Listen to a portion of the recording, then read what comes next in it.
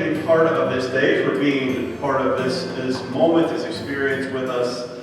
In many ways, today is information coming from the stage, but we don't want it to be just that. Really, we want this to be an opportunity, an invitation for transformation. And so later today, we're going to talk about some next steps that we can take together, where we continue this conversation. Because how many of you have ever been to a conference or a day of resourcing or a meeting and said, oh, some really good stuff, and then 48 hours later, you're back into the grind, and you actually didn't put anything in the play, right? So we don't want that. And so we'll be talking about some of the ways in which we can keep this conversation going. I'm very excited to have Karl with us. How many people have encountered Karl's writings or teachings before, or seen him live before?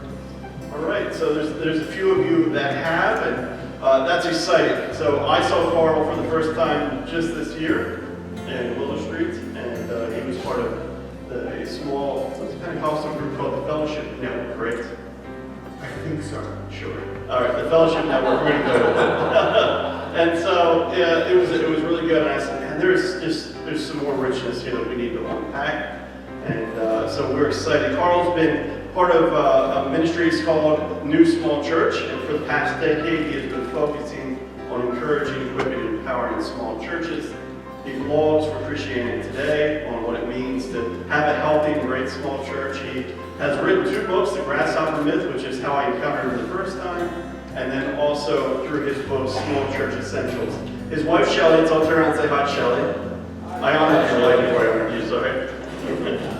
And Shelley's selling those books back there, and I would encourage you, they are just a great resource. Our church board is in the process of working through Small Church Essentials right now, page by page, because like many of you, we were once here, and now we're here, and we're wrestling with the new paradigms of that, and ways that affects us. And if anything, the book has served to be encouraging and securing in a time where it feels like, everything's hitting the fan. So with no other introduction, I'm going to invite Karl up here and pray over him, and I'm going to give him the microphone, and he'll tell you a little bit more about his story, and I look forward to this resource. So Lord, we thank you for Karl. Come, Holy Spirit. Lord, we just ask that you soften our hearts, our minds, take away the things that are distracting us right now, Lord, and just speak through Karl, Lord. Let the words that fall from his mouth be tangible to our ears and to our lives, Lord, to our churches. May this begin the conversation on what it means to be effective, to be fruitful, to be healthy as small churches, Lord, stepping into your mission into each one of our neighborhoods. We give you, Karl, his message and his words. Lord, speak. Thank you, Jeff. Thank you, Keith. And thank you, everybody, for inviting me. While I talked to you, I'm going to awkwardly walk over here and grab one of the music stands that I noticed was not being used, so I won't be stealing anybody else's music stand. You didn't see that. All right. Here we go.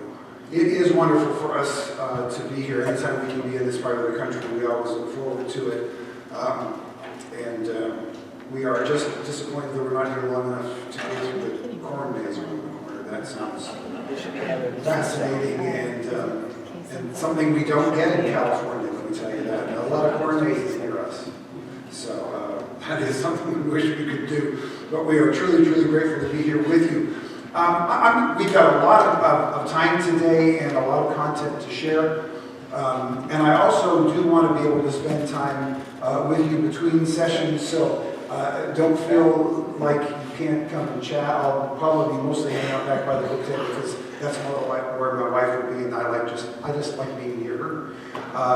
But in the hallway or at lunch or during coffee or whatever, feel free at any point to come up and just ask questions or just hang out a little bit. I am a small church pastor, partly as we'll get in the story later, because I have a pastor's heart, and just being in conversation with folks is a big part of what I'm looking for. I look forward as much to that as I do to this opportunity to present. But let me jump right into it, because we do have some really important things I think to cover for you today. So let me begin this way, the way I always begin all my talks with this. Hi, I'm Karl, and I'm a small church pastor. You haven't just been in church meetings, have you? Yeah, I can always tell. I have been a small church pastor for over 30 years. But I didn't know I was a small church pastor until about 10 years ago. See, I thought I was a big church pastor that just had variety. Anybody? Yeah, I'm looking around and seeing some familiar faces going, oh, good. Thank you so much. No, it's not just you. There's a whole lot of us like that. But when you're waiting for over 20 years and the train doesn't pull up, then you got to begin to wonder if you're at the right station. So here we were for years and years, and at that point, over 2 decades in pastoral ministry, and no big church had happened. It just didn't occur the way. I want to make sure that this is right. There we go. It just didn't occur the way we anticipated for it to occur. So before we get into it, let's start with the thing they do with really boring academic papers, which is definition of terms. And the first term that we need to define is small church, because everybody has a different picture in their head when they say the term small church. So let me tell you how I define it. You may define it differently, that's fine, but I'm talking. So as the talker, I will tell you when I'm talking, here's what I mean when I say these words, and you as the talkie may interpret that in any way you would like. When I say small church, what I mean is there are two different and very distinct types of small churches. There's the church of 50, give or take 50, and there's the church of 150, give or take 50. Now I know if you're in a church of 50, give or take 50, especially if you're in a church of 50, take 50, a church of 150, give or take 50, does not feel like a small church to you. And I recognize that it is a distinctly different type of church, for sure. In fact, for some of you, if you're in a church of 50, give or take 50, a church 150, give or take 50, may literally be bigger than the biggest church in your town. I understand that completely. So how is it that we can include any church under 200? And in fact, in my book, on the title, it says under 250. I've literally had pastors of a church of a dozen literally laugh in my face when I mention that under 250 is a small church. And then I've actually had someone walk away with it doesn't apply to me. Oh no, under 250. If you're a dozen, that's under, right? If it's, and the reason we draw those numbers that way is this. Even though there are some significant differences between a church of 50 and a church of 150, and every time I say those numbers, in your head go give or take 50, right? Because that's what I mean. Even though there are significant differences between a church of 50 and a church of 150, there are far more similarities in the way we pastor and lead a church of 50 and a church of 150 than there are between how we lead a church of 150 and say 300 or 400. There's a big change that happens across what we call the 200 barrier, and that 200 barrier happens anywhere between 150 to 300 or so. But once you get above that, the way we pastor changes dramatically. So there are distinct differences between the way you pastor a church of 50 and a church of 150, but they are not nearly as big as the differences that happen from 150 up to, say, 300, by the time you hit 300 or 400. So if you are in this room and you pastor a church of 20, and you're in this room and you pastor a church of 150, we will talk about things that both have in common. 90% or so of what we talk about today, both of you will go, oh yeah, that's me. That's me. And that's what we'll be looking at. So when I say small church, that's what I mean. Secondly, when I say I'm a small church pastor, what do I mean by that? Well, my wife and I have been in pastoral ministry for over 30 years, and we've pastored 3 different churches. The first church that we pastored was in the redwoods of California, and all of my ministry has been in California. You're going to have to forgive me for that because Jesus says so. But that's my context. I was actually born in Canada, born in Newfoundland, raised in Toronto, so this feels very much like home. There's a real Toronto feel every time we come to Pennsylvania, and I love that. It reminds me so much of growing up. But I've done all my ministry in California. So our first lead pastor was in a tiny little chapel in the middle of the redwoods in Northern California, the largest trees on earth. And in fact, the church we pastored was so deep, a tiny little chapel, so deep into the redwoods that if you pulled into the parking lot at noon on a sunny California day, your automatic headlights would go on. Yeah, that's how deep into the woods it was.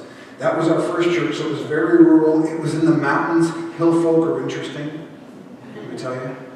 Hill folk are very interesting. We learned a lot of lessons about that, everything from drugs to the occult to all kinds of stuff going on up in Dunbar Woods. We were there for 4 years, for 4 wonderful years, with great people. At the end of 4 years, we just knew it was our time to leave. We had taken the church as far as the Lord wanted us to take it, and then it was someone else's church to take over. We then went to another church in the San Francisco Bay Area, and we were there for the 20 longest months of our ministry. It's amazing. 20 months can just about destroy your ministry, just about take you out of the ministry, and our story is testament to that. It was a very, very, very rough period. And it was one of those things where we reached a point where we realized we are just not able to do what this church needs to be done, and I'm not willing to sacrifice my family for it. And so we left. And I left really wondering if I was capable of doing pastoral ministry, and it just left us that bruised and bleeding. It was so difficult for that 20 months.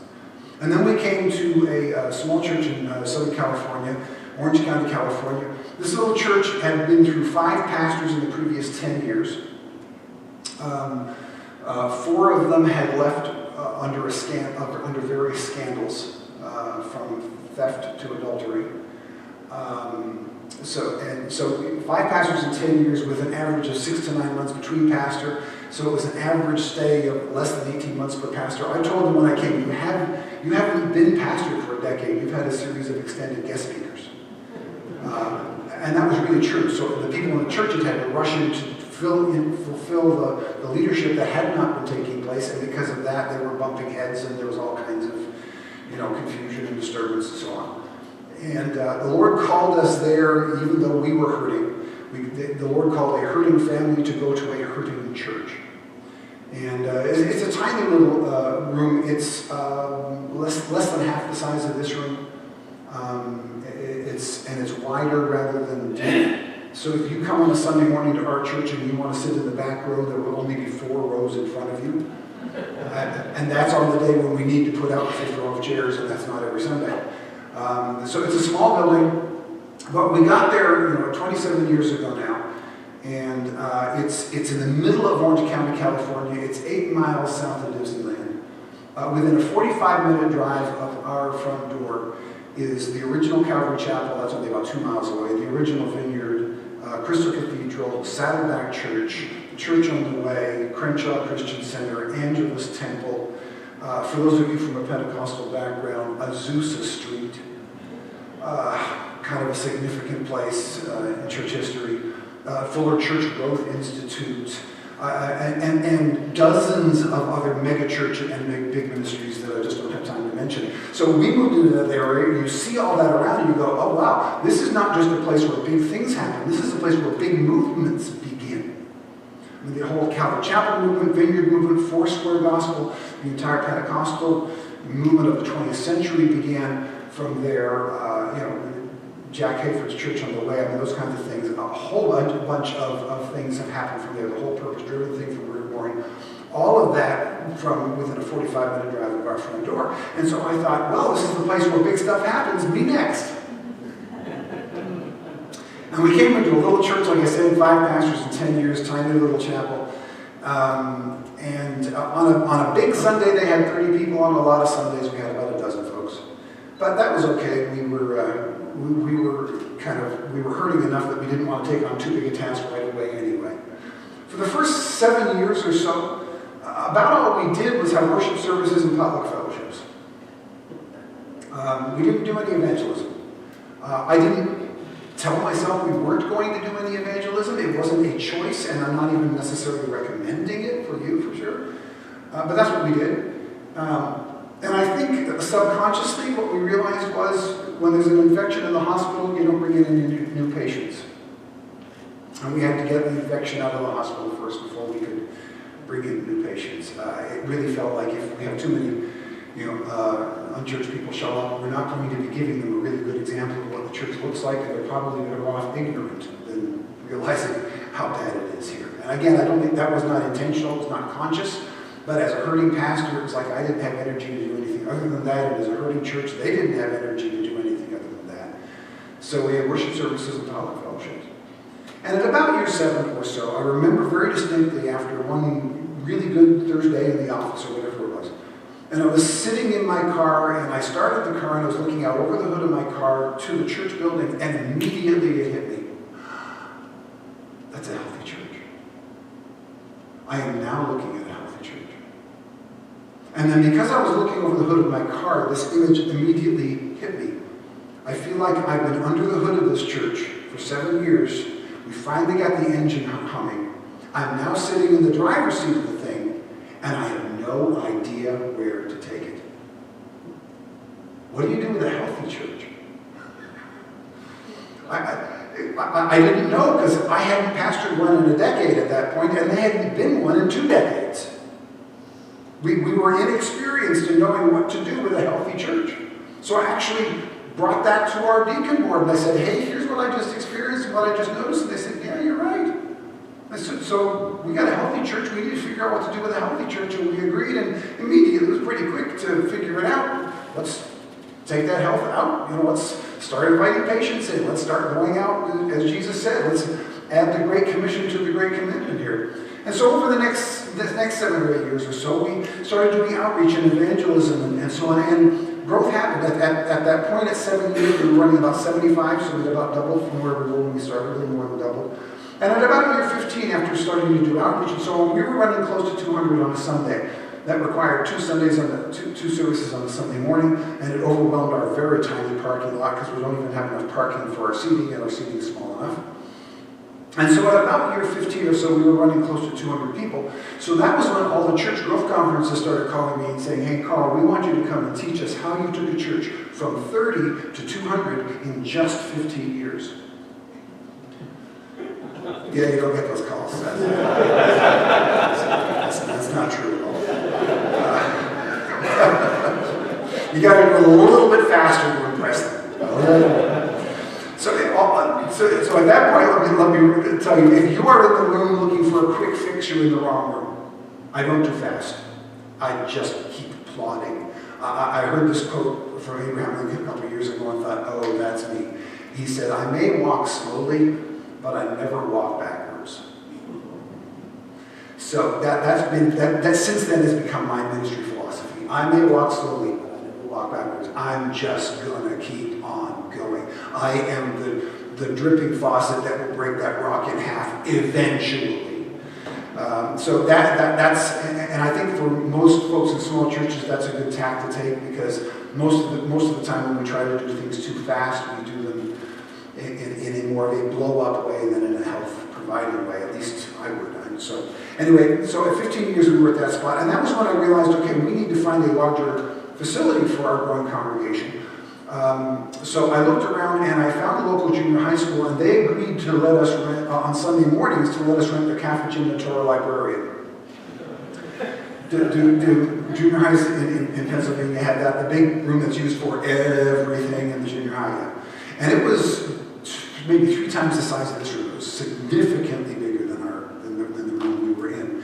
And so we moved into there just on Sunday mornings. We hauled over all of our audio equipment, chairs, all kinds of things, and we set it up every Sunday morning. And in the next, under 2 years, we grew from 200 to 400 people. We doubled in less than 2 years. And at that point, I actually went to our deacon board and said, in another couple of years, we're going to be at 600. You can see the trajectory, yeah. And I said, we need to hire a staff for 600, because quite frankly, our staff right now is worn to the bone. This growth is killing us. They agreed, and so we went out and we hired a staff for a church of 600 people. It then held at 400 for a couple of months, and then all of a sudden, it started going in reverse. And as fast as it went forward for the previous 2 years, it went even faster in reverse for the next less than a year. And in less than a year, we went from 400 average down to, actually, I can't tell you how small we got, because it's fun to count when you're growing. But when you're shrinking like a heavy rock dropping through a clear pond, it's like, yeah, don't give me the numbers anymore. I know everybody's name. let's suffice to say, we were under 100 every day, and we were under 50 a lot of days. And less than a year before, we'd been at 400. And there had been no scandal, and there had been no split. And I was reeling. I didn't know what was going on. Nobody could figure it out. We did everything we could. We did all this stuff all the most told us to do, exit interviews. Why are you leaving? We asked everybody we could, and nobody could give us an answer. Even the people who were leaving were like, I don't know, we just see ya. And I was left confused, and then I felt hurt, and then because I'm a red-blooded American male, I got angry. I got mad at myself, I got mad at the church, I got mad at God. And I went to the board and said, I'm leaving for 40 days and I'm out of here. This is yours to deal with. And the only reason I left for 40 days was because I couldn't find an 80 in the Bible. It's sad but true, but I actually did a Bible search for 80 or 100. I thought somebody in the Bible must have taken an 80 or 100-day retreat, because if it's in the Bible, they'll give it to me. It's all 40s, just so you know. Everything's a 40. So I left for 40 days and did not know if I would go back. And during that 40 days, I found a Christian counselor nearby, and I started going in and talking to him. So confession number 1 is, hi, I'm Karl, I'm a small church pastor. Confession number 2 is, hi, I'm Karl, and I've been to therapy, and small church pastoring put me there.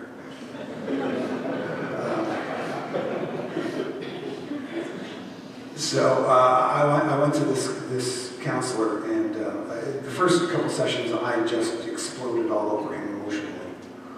And by the end of about the second session, I finally looked at him and said, well, what am I supposed to do here? And he said, Karl, it sounds to me like you have to figure out how to redefine success. And I wanted to punch him in the nose. I said, so you're telling me I've been trying to jump a 10-foot bar, but I can only jump 8 feet. So I should lower the bar to 8 feet, jump over that and call it success? That's not success, that's cheating. He said, no, I know. He says, if the bar is over here, success is over here. He says, if numbers in ministry are over here, success in ministry is over here. And then he said something that just changed my life. He said, you have to figure out how to define success in ministry without numbers attached to it. And I had no idea what that meant. I told him that. I said, what does that even mean? He says, I don't know either, but that's what we have to figure out together. Because the number chase is killing me. And it sounds like it's killing your church. So how did I end up in that spot? I ended up in that spot because I believe something that I have since come to call the Grasshopper myth. And when you write a book entitled The Grasshopper Myth, like Ricky used to say to Lucy, you got some explaining to do. So what is the Grasshopper myth? Actually, before we get there, let me show you this. All of the notes for everything I'm going to say today is going to be at this page on my website. It's specifically designed for this conference, so all four sessions are already up there. newsmallchurch.com/. You can tell we're doing renovations at the house. / RI for Revive Initiative 2019. And that will be on the bottom right of all the slides for those of you who are close enough to see it. And we'll show it to you at the beginning of every session as well. So if you go there, those notes will be up there. They will always be up there. There's no reason for me to ever remove them. And the nice thing about having online notes as opposed to physical in front of you notes, one, I don't have to carry a bunch of paperwork with me when I go anywhere.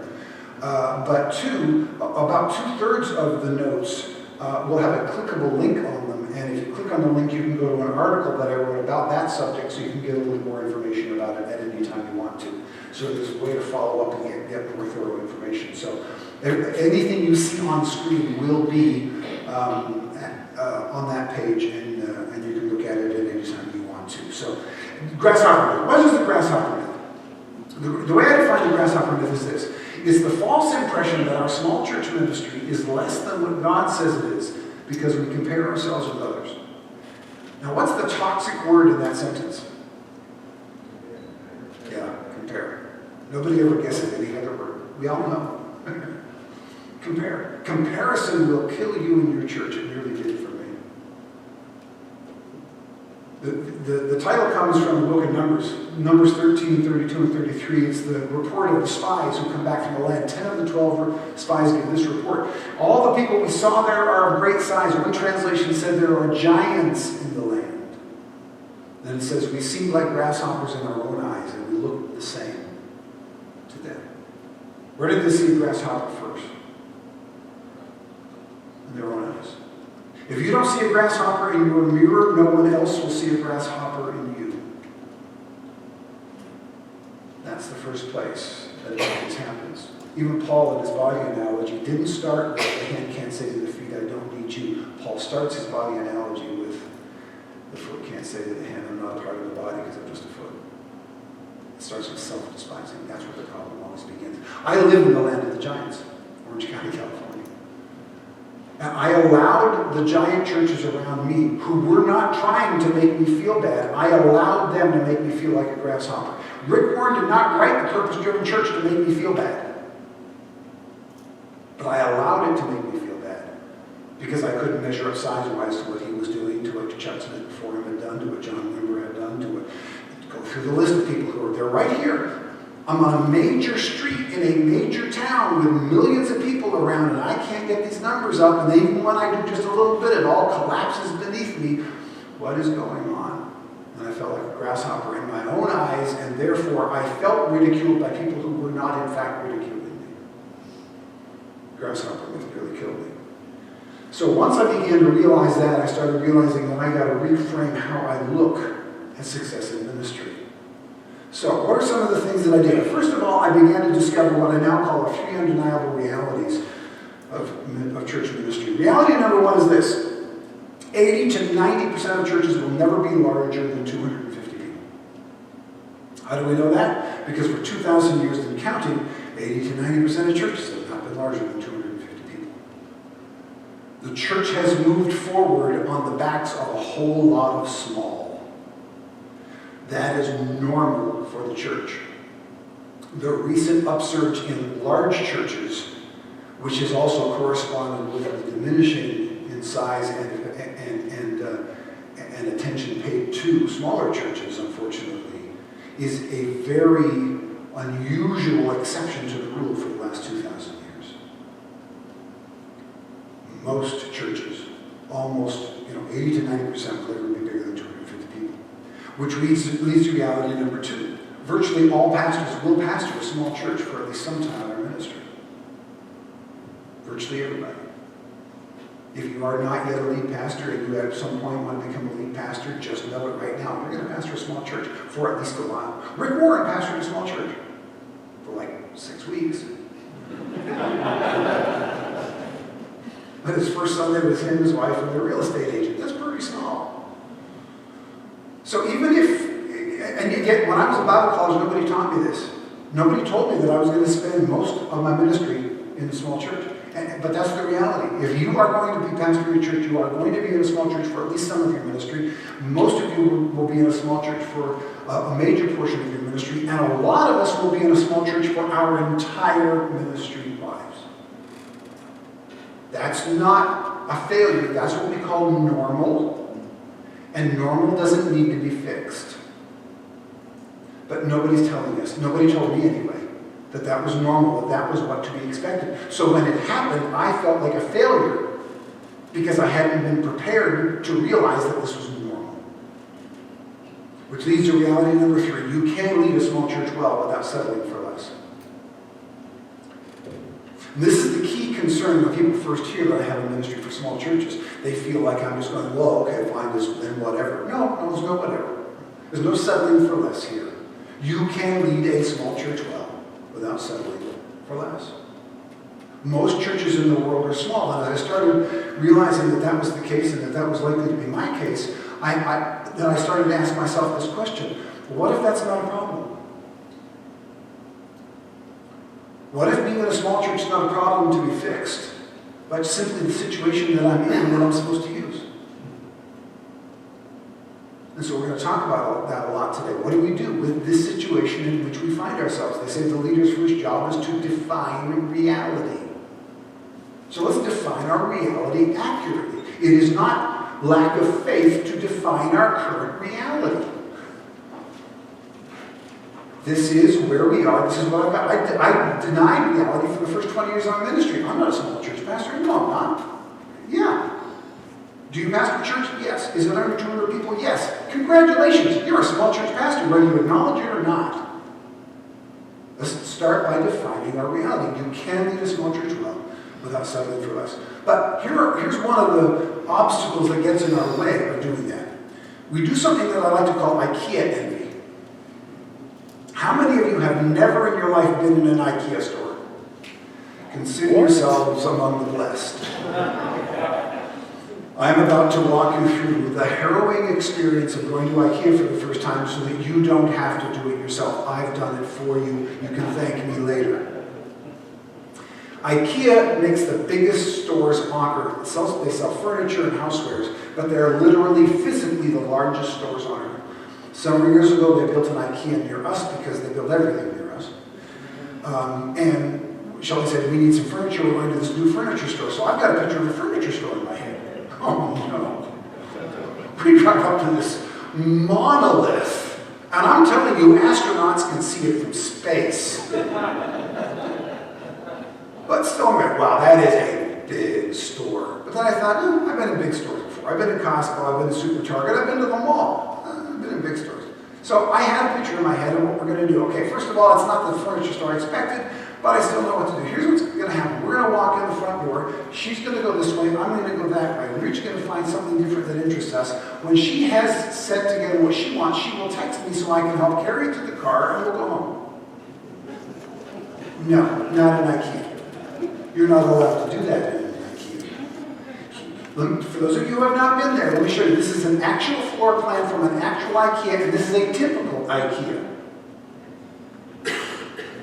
You see the dotted lines? Does it look like a rat maze to you like it looks like a rat maze to me? It looks like it because it is. You're not allowed to just wander at will in an IKEA. It is designed in a maze, and you have to follow that or you cannot get out. You think I'm joking? For those of you who've been there are nodding and going, yep, that's exactly what it is. In fact, it's so bad. Recently, they've actually put in escape hatches. So when you're in section 1, they now have shortcuts to section 7. Big signs saying shortcut. They've actually cut in shortcut. They write, I'm seeing nods going, yep, that. It's the weirdest thing in the world. So I want you to imagine that the chairman of Starbucks gets together with their top executives and says, okay, we've got a plan for the next 5 years of Starbucks. And the way we've designed our plan is we've set our spies all around the world and we've measured every IKEA store in the world. And we've discovered that the average IKEA has 250,000 square feet. We've measured all of our Starbucks stores and we've found the average Starbucks store has only 800 square feet. Some of them aren't even standalone. Some of our Starbucks are in other stores. We don't even have our own facility. We have to fix this if we're going to compete with IKEA. Your laughter is appropriate. Right? It's nonsense, right? It doesn't make any sense. IKEA, Starbucks would never do that. Why? Because Starbucks and IKEA are so different. Starbucks is great at doing what they want to do. IKEA is great at doing what they want to do. You don't have to like either one to agree that they're both successful. Right? They are both successful at what they're doing, but they're doing it in completely different ways. As an example, you see the picture on the left? That's from inside an actual IKEA store. See what's on the floor? An arrow. Why? Because otherwise you don't know how to get out. I have never walked into a Starbucks and looked for the arrows on the floor. Right? And yet what often happens is we go to large church conferences or we read books by large church pastors and they are pastoring an IKEA-sized church. And so they give us ideas about pastoring that have arrows on the floor precision. But we're in a Starbucks-sized church. I don't need arrows on the floor. What they're saying isn't wrong. It's simply from a different context. So what they're saying is right for them. It works for them. It works for some churches that are close to their size. But it's not going to work for me in a Starbucks. I don't need arrows on the floor precision. I've never walked into a Starbucks and wondered where the arrows are and where to go. I know where to go. So in an IKEA-sized church, They have to have really precise programs and systems and timing and arrows on the floor precision, because if you're trying to manage the flow of hundreds or even thousands of people on a Sunday morning with multiple services, your timing has to be exact, your precision has to be exact, everything has to be in exactly the right place. Just like with Starbucks, with IKEA, they're moving you through. But Starbucks is not in a hurry to move you through. Have you ever walked into Starbucks and seen like a bunch of college students in the corner and they look like they've been there for hours and they're going to be there for hours because they're cramming for finals? Starbucks is not upset about that. They gave them plugins and Wi-Fi. Part of their business plan is to be the place you hang out with your friends. I have never once been talking to somebody on the phone and said, you know what, hey, let's get together. I know, there's an IKEA between us. It's never happened once. Sorry, the Swedish meatballs are not good enough to entice me to go there to meet somebody. But often it'll be, there's a Starbucks between us. I realize that when I go to Starbucks, half the people who go to Starbucks go there for the coffee. For the other people, the coffee is just rent for the chair. I'm not there for the coffee. I'm there because they've created a space that's comfortable to meet with other people. Well, what about Starbucks-sized churches? Some of us are coming at it with an IKEA envy and with an IKEA approach and thinking, if I can just do it like the IKEA-sized churches, then I'll do it okay. Here's the thing. If you in a Starbucks-sized church try to do it the IKEA-sized way, you will not do it IKEA's way, only smaller. You will do it IKEA's way, only much worse. It won't be a reduction in size, it will be a reduction in quality, because you're trying to do something that you're not designed to do at your size. It's as silly as Starbucks saying we're trying to compete with IKEA. There's no competition, first of all, within the body of Christ anyway. The second thing is very little that we can learn from the IKEA side, so we've got to get over our IKEA envy. And we've got to look at it and go, what is it that people want to come to a Starbucks-sized church for? What advantages does our size give us that we can lean into and leverage for the sake of the kingdom of God? So a big part of what we're going to be talking about today is exactly that idea. What does it mean to do ministry in a Starbucks-sized context? And in a world in which most of the people who are teaching us about pastoral leadership are coming from an IKEA-sized context. That doesn't make them wrong. We simply need to realize the difference so that we can filter the information properly for our context. But today, I'm not coming from an IKEA-sized context. I'm coming from a Starbucks-sized context. So we'll all talk about that together. So don't fall for IKEA envy. Instead, we need to realize three things about small. Small is not a problem, a virtue, or an excuse. Let me walk you through those three very important words one at a time. First of all, small is not a problem. Unfortunately, it's been presented that way, sometimes unintentionally, and sometimes almost maliciously. Let's just be honest about it. Here's one that I think was close to malicious, even though probably unintentional. Several years ago, in fact, during this kind of flame-up that I was talking about, and by the way, I will explain later today why that drop happened in our church and how we overcame it. That'll be part of the story. We'll walk you through the tools we learned from that. So, but I'm not telling you in this session because you got to come back. That's I've learned over the years the tease that brings you back. So it's not a problem. But there were some people that presented that way. When I was in that collapse, I did what we all do when we're in trouble. I Googled it. So I got on Google and I went, why isn't my church growing? And got nothing but awesome advice. First article that I saw was an article entitled 8 Reasons Some Churches Don't Grow. And it was written by a pastor of a very large and very fast-growing church at the time. So I thought, hey, this guy knows what he's talking about. I'm going to get advice from him. So I read the article entitled 8 Reasons Some Churches Don't Grow. And here are the 8 reasons that were given in this article. The vision is not clear. The focus is on trying to please everyone. Passionless leadership, manufacturing energy, lack of prayer, unwillingness to take risks, disobedience to scriptures, and selfish attitudes. And I read that list and went,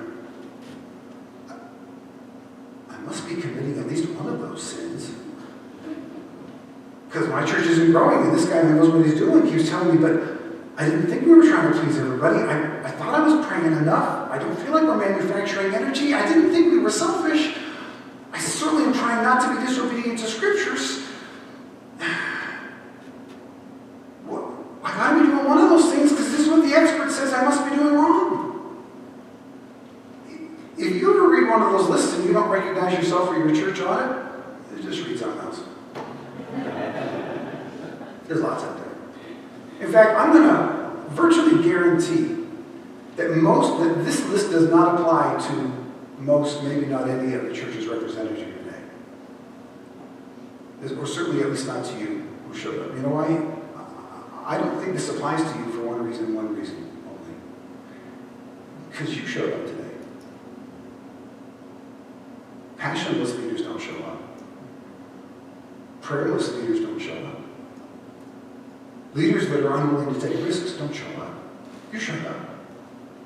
It makes me wonder who this pastor thought they were writing for. Who do they think is Googling at 2 a.m., please help my church go?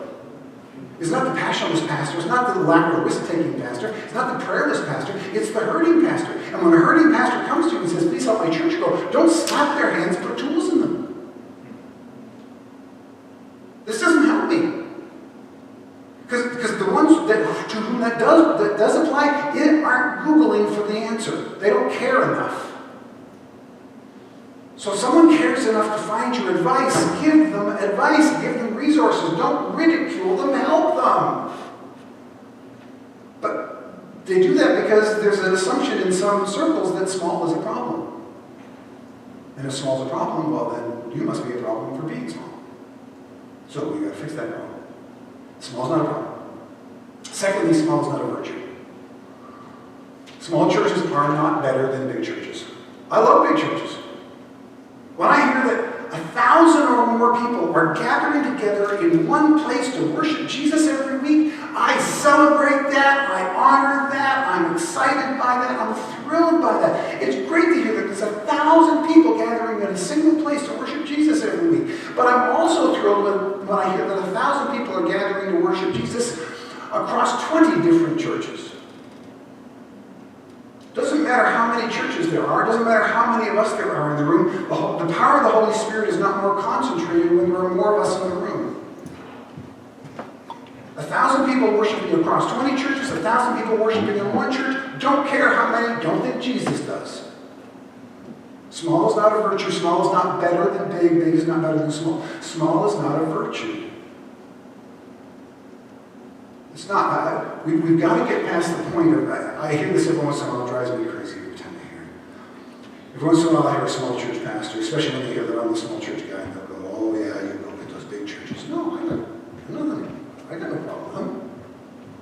And then, or some people say this, the only reason our church is small is we're the only church in our town preaching the true gospel. I want to take a knee. Here's the deal. Unless your church is literally the only church in your town, let's have a talk about your pride problem before you preach on Sunday morning, because that's a bigger issue than the size of the church. The reason we're small is because we're the only ones preaching the true gospel. What a bunch of nonsense. We got to get over this. This is stupid. Come on. There's the picture that keeps going around Facebook. I saw it again yesterday, the day before, and every time I just grit my teeth, but I go, but my sermon illustration is still alive. So it's mixed feelings now whenever I see it. You've probably seen it too if you've ever been on Facebook, but especially if you've got pastor friends. It's a picture of a huge church packed to the gills, and written across it is, this is what happens when you say what they want to hear. And then there's a small church, practically empty, and this is what happens when you preach the truth. Oh, stop. Just stop. Haven't we got enough people tearing at the body of Christ without us tearing at each other for the size of the church? I mean, come on, stop it. It's ridiculous. Small is not a virtue. Small is not holier than big. And when we say that you can only have a big church because you're watering down the gospel, we deny the power of the gospel to draw people into Christ. and we also deny our own desire for our church to be bigger. So at what point is your church going to be sinful because it gets too big? Right? I mean, the whole thing is nonsense.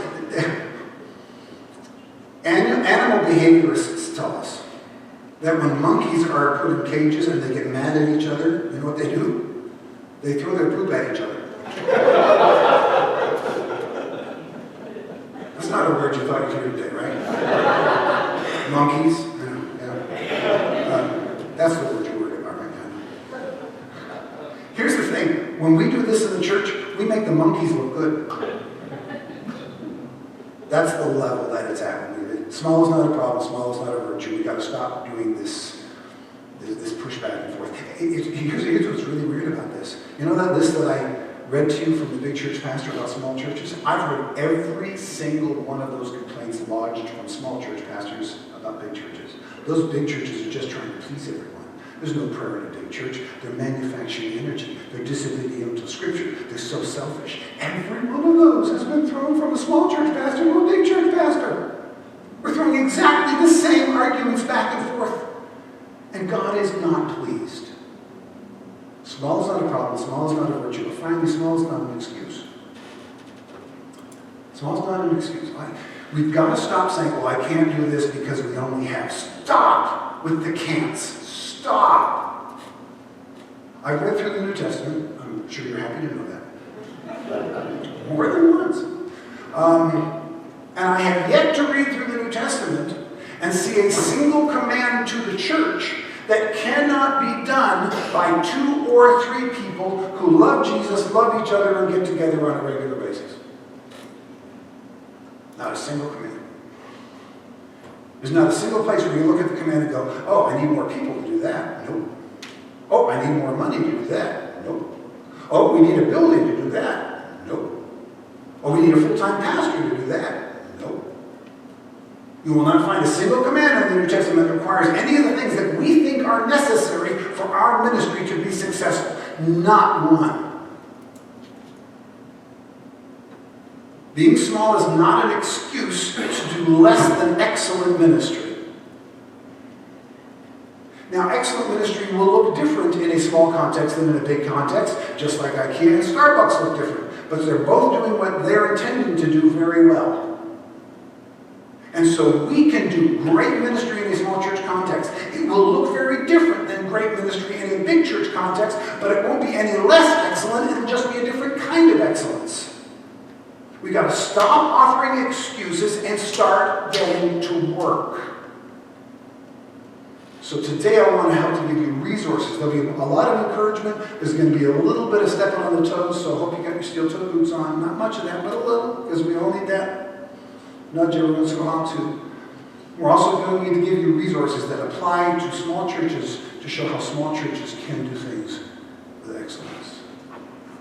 Well, during the season that I had that flame out and I walked away from the church for 40 days, I wish I could tell you that I spent the entire 40 days in fasting and prayer. But I try not to lie. So I won't. I didn't.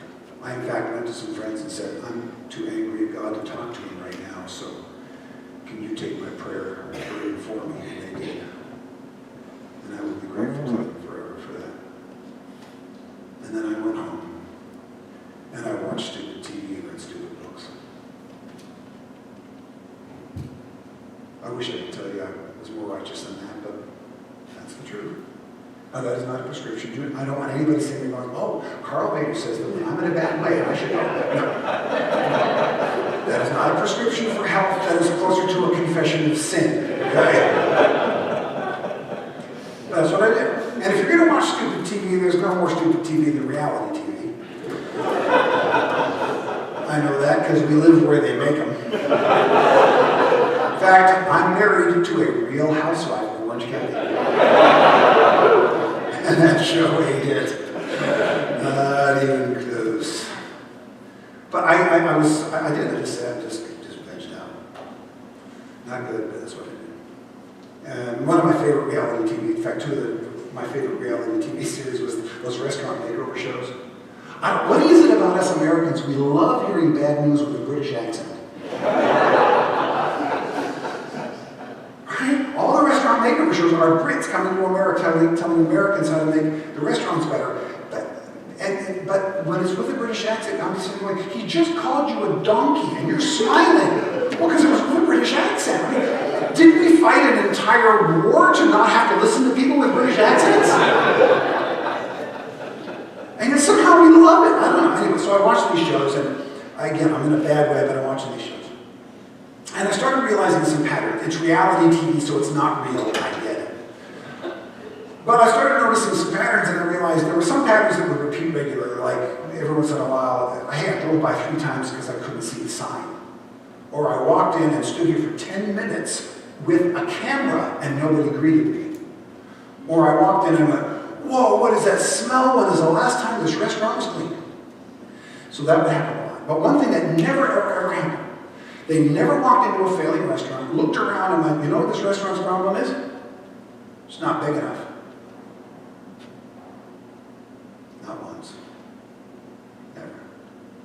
Because those restaurateurs, even though it's on fake reality TV, they are aware of something that we in the church need to understand. Bigger fixes nothing. See, we're convinced that all of our problems in our church is because we're not big enough. We've got so many problems because we've got so few people, and if only we had more people, we'd have fewer problems. Really. More people, you think, will bring you fewer problems. Have you met people? More people equals fewer problems. What planet were you born on? More people don't bring fewer problems. They bring different problems. They solve some problems, but they bring a whole new slew of surprise new problems. Bigger doesn't fix anything. If you take an unhealthy small church and you make it bigger, you now have an unhealthy big church. And that's not better, that's worse. But if you take an unhealthy small church and you make it healthy, even if it doesn't become bigger, healthier is still better. We've got to stop worrying about bigger because bigger fixes nothing. If bigger fixed everything, then we wouldn't be hearing about every 2 weeks in the news about yet another big church pastor flaming out in either immorality or even lately suicide.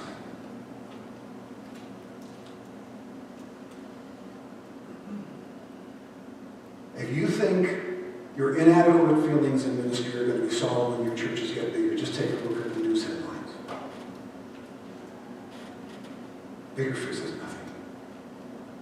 In fact, it probably just amplifies our problems. So we've got to get away from this idea of even health so that we'll get bigger. We need to get healthy so that we're healthy. And let Jesus carry the bigger part because he said he would. He said, I will build my church. He didn't say you will build my church. He said, I'll build my church. You make disciples. Let's just get the church healthy and let Jesus do what he's going to do on the numbers part of it. Now, if numbers are of interest to you, occasionally they're helpful. Let me give you a number. Over 1 billion people worship God in small churches. According to the Pew Forum, which is a very good, reputable polling company about religion and ethics, there are 2.2 billion Christians in the world. So let's round that down to 2 billion just for our sake. So 2 billion people, if you took the 2 billion Christians in the world and you line them up in a row with the people who attend the smallest churches on this end of the line and the people who attend the biggest churches on this end of the line. So 2 billion people, small churches to big churches. And if you were to draw a line straight down the middle, so you're splitting them in half, 1 billion people who attend the smallest churches on this side, 1 billion people who attend the largest churches on this side, that line would be drawn somewhere at around 250 people. Which means fully half the Christians on earth choose to worship Jesus in smaller churches. 250. And if you take the entire 2 billion, the average size church in the world is 75 people. Average, 75 people. So if you were to take that billion who go to smaller churches, the average size is going to be around 20. We don't know for sure because we're even taking guesses at small churches. We can't count the number in China, for instance. There are a lot of places you just can't get into. So we're guessing at something that's probably larger than we even think it is. More people But if you take that 1 billion who go to small churches, the average size group is probably going to be around 20 people. So just do the math quickly in your head. 1 billion people divided by 20. How many hundreds of millions of congregations is that? And then when you take a look at the demographic reach of the church, and missions organization, and they'll give you an idea of where churches predominate and where churches are and where they aren't. What you will discover is this, that small churches are more widely and evenly spread throughout the world than any product or company on earth. There are places on earth where you cannot buy a Coke or get a cell phone, but you can find a small church. It may be illegal, but it's there. And you take a look at that and you realize we've got 1 billion people tucked into every corner of the globe. Can you imagine a product, a company, or an army on earth that would look at that and go, you know, we've got to fix this problem. We've got 1 billion people spread evenly and widely throughout the earth, more than any other product, army, or country, and groups of 20 ready to go at a moment's notice. And this is a problem we need to fix. If any product, country, or army on earth had the worldwide demographic reach that small churches do, they'd look at it and go, the battle's half won already. This is what you call strategic placement. And Jesus has been doing that, well, for the last 40 years or so, we've been fighting against him on it. Oh, it's got to be bigger, it's got to be bigger. And Jesus keeps insisting on, no, I want small and everywhere. I want a handful of really, really big churches in a few places. But I want the world littered with small way stations of faith that can be tucked into any corner of the globe. That's not a problem to be fixed. That's part of a strategy that God wants us to participate in. But we can't participate in that strategy if we're upset about our place in that strategy. Now, I understand, because I've been through it, that if the church was larger and it's getting smaller, that is probably a sign that something needs to be adjusted and there's fixing that needs to happen. I'm not denying reality, but I'm also not going to pile problems on where there are not problems. Small is not a problem to be fixed. Small is simply a reality to acknowledge, and then now how do we operate in a smaller venue? Different than we used to, different than the way we were trained, probably. But let's not give up on it, and let's not settle for less. Let's figure out how to do it well the size we are now. Now, let me give you an idea before I close with a couple of illustrations where we're going to head for the rest of the day. In our next session, we're going to look at a session I'm calling Big Churches, Small Churches, What's the Difference? And you'll see the overlap circles. It's similar to IKEA's Starbucks. But we're going to talk about somewhere that overlap is, but then we're going to spend most of the rest of our day in that circle on the right.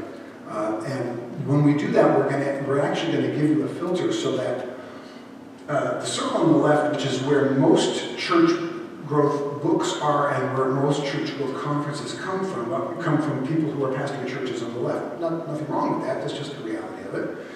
But you notice there is some overlap with us. The challenge for most of us is we don't know what does apply and what doesn't apply in our situation. So by the end of the second session, hopefully you will have a filter that will help you even learn more from the big church pastors, because you'll know what to filter out that doesn't apply to you and keep what does apply to you. I didn't know that for years, and the Lord's helping me to learn that. So hopefully that'll help. So that's the next session, including a wonderful little segment of it that I like to call, Why is my church so weird? We're going to talk about that in the next session. That may be the best takeaway that you'll have today. If you can leave understanding why your church is weird, you may be just light years ahead of the game. And then the last two sessions, which I think we'll both after lunch, how to discover and use what your church does well. Every church does something well or can. How do we figure out what we do well, and then how do we lean into that to do it well for the kingdom of God? And then the last session is going to be finding and mentoring volunteers in today's, and we're going to look ahead kind of to where things might be going in tomorrow's small church. How many of you in your church have all the volunteers you need and you can't handle any more volunteers? I thought so. I've never had a hand up for that yet. So we're going to take a look at how do we find more volunteers, how do we mentor them, and especially in new generations, how do we do that? The Lord has blessed us in the last few years.